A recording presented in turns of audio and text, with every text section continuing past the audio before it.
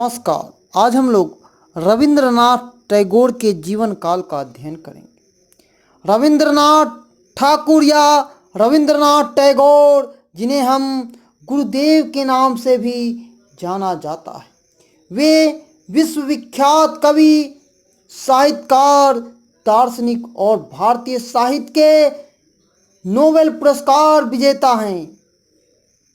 बंगला साहित्य के मध्य से भारतीय संस्कृति की चेतना में नई जान फूंकने वाले युग दृष्टा थे। वे एशिया के प्रथम नोबेल पुरस्कार सम्मानित व्यक्ति हैं। रविंद्रनाथ टैगोर का जन्म 7 मई 1861 में कोलकाता में हुआ था। उनके पिता महर्षि देवेंद्रनाथ टैगोर थे। टैगोर परिवार अपनी समृद्धि, कला, विद्या व संगीत के लिए संपूर्ण बंगाल में प्रसिद्ध थी।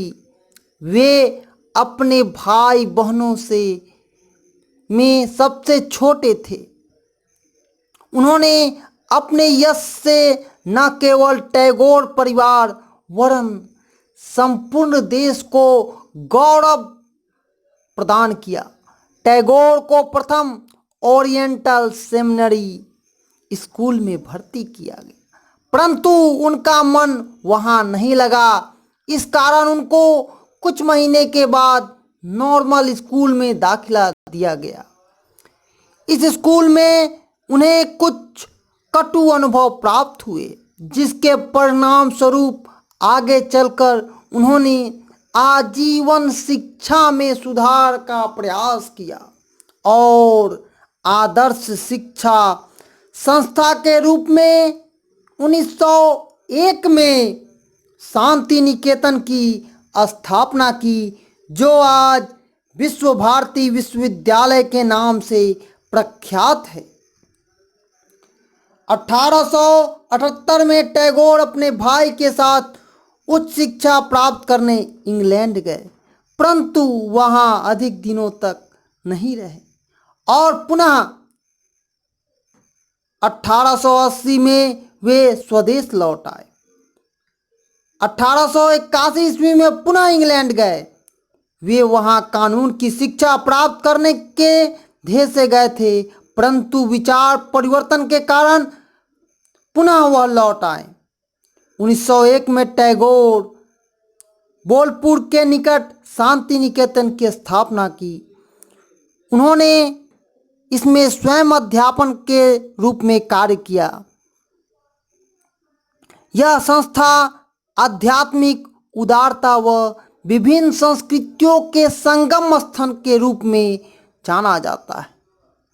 दिन प्रतिदिन उन्नति करता गया और 1919 में जलियांवाला बाग हत्याकांड के उपरांत औपनिवेशिक सत्ता से विक्षुब्ध होकर उन्होंने नाइटहुड की उपाधि लौटा दी।